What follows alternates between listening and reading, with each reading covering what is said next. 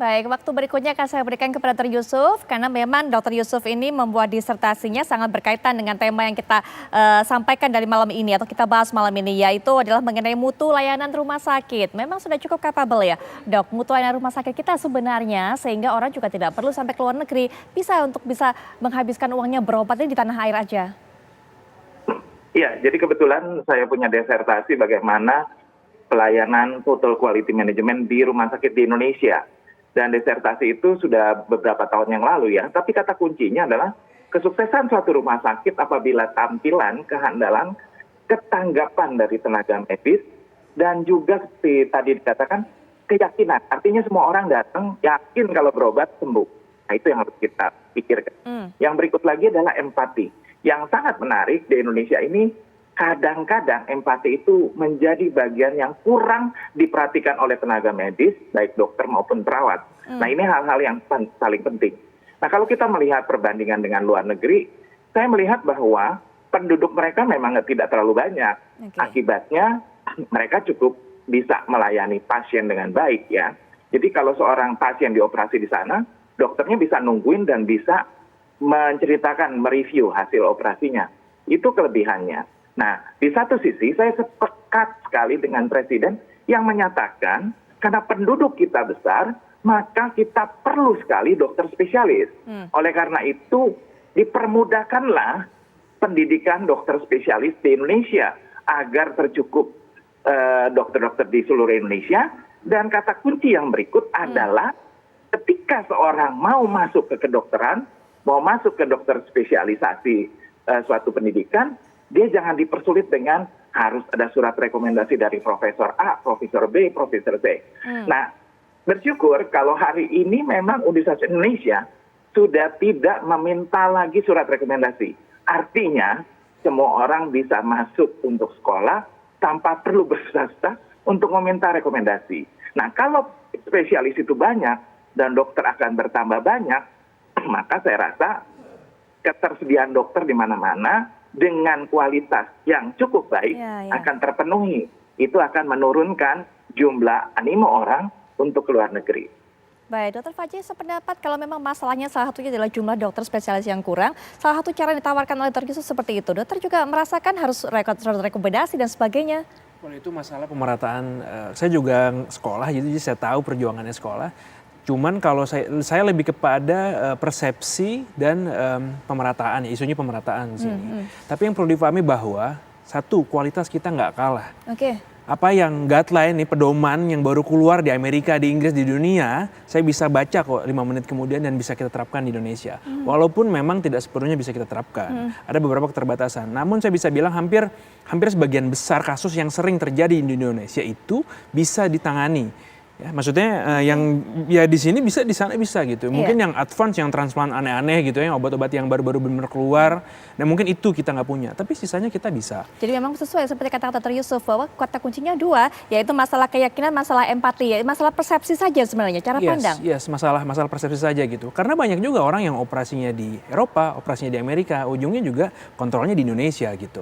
Apakah dokter Indonesia nggak bisa? Bisa, semuanya bisa gitu. Kita pelayanannya di sini cakupannya cukup luas gitu ya. Bahkan kasus-kasus tertentu bahkan kita lebih ahli. Misalnya penyakit jantung bawaan.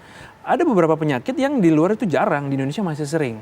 Atau penyakit jantung rematik, operasi-operasi tertentu misalnya. Itu di luar, saya nggak bisa bilang, bukan bilang nggak bisa, tapi lebih sering kasusnya dokter Indonesia yang menemukan gitu. Saya juga pernah pelajar ke luar negeri dulu. Dulu ada salah satu negara di Eropa, jarang nih ketemu kasus tersebut.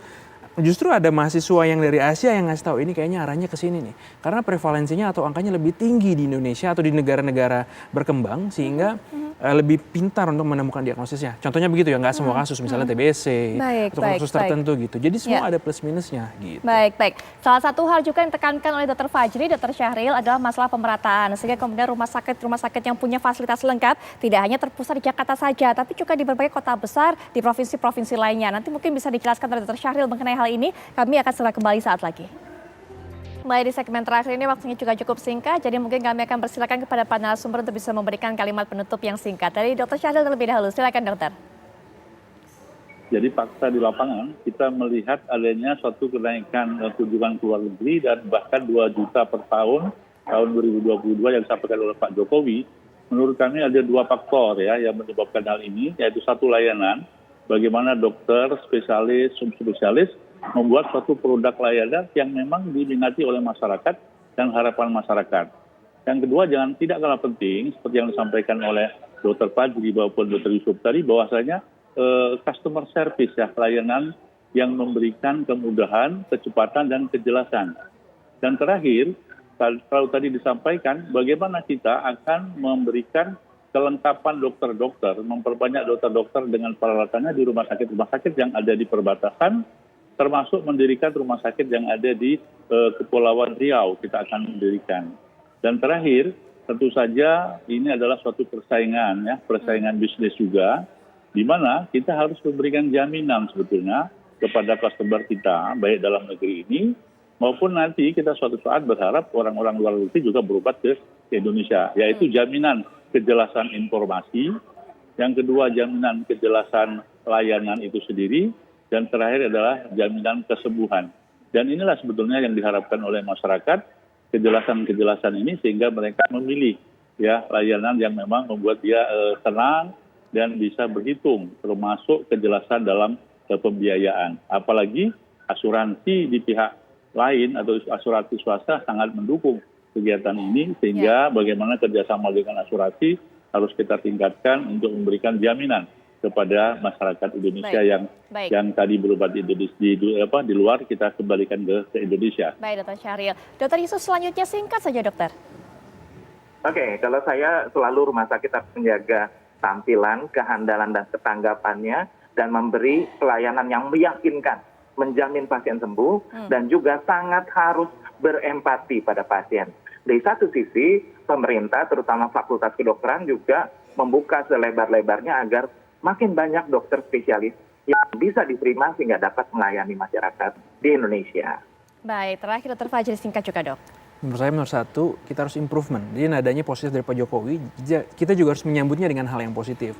Satu, tetap ada ruang perbaikan. Perbaikan apa? Satu, pelayanan, keramah tamahan, waktu tunggu, kemudian komunikasi yang paling penting, karena mau berobat di Amerika pun juga kalau emang nggak bisa dioperasi juga gitu. Bukan berarti bisa di sana, belum tentu gitu. Tapi bagaimana hal ini bisa dijelaskan kepada masyarakat secara luas. Dan yang ketiga bahwa bagaimana segala proses yang terjadi itu kita bisa menyebarkan dengan baik kepada pasien. Sehingga ada transparansi komunikasi dan pemahaman bersama. Jadi mutual agreement gitu ya antara pasien dengan dokter, sehingga oh iya memang nggak bisa gitu. Oh iya memang bisa. Jadi pemahaman ini. Yang terakhir, kita harus menurun juga medical tourism di Indonesia. Kita tahu sebenarnya kita nggak kalah. Orang banyak berobat ke Thailand, kemana gitu ya, dari Eropa sekalian liburan gitu. Indonesia ada potensi ini yang belum kita gali, dan ini sangat bisa banget kita lakukan gitu. Ini bisa menjadi masukan juga untuk pemerintah tentunya. Terima kasih Dr. Fajri sudah memberikan pandangannya. Dr. Syahril terima kasih, Dr. Yusuf juga terima kasih. Selamat malam pada panel sumber. Dan perbincangan ini juga menutup jumpa kita malam hari ini. Kami akan kembali esok. Apa kabar Indonesia malam? Saya Putri Viola pamit. Selamat malam, sampai jumpa.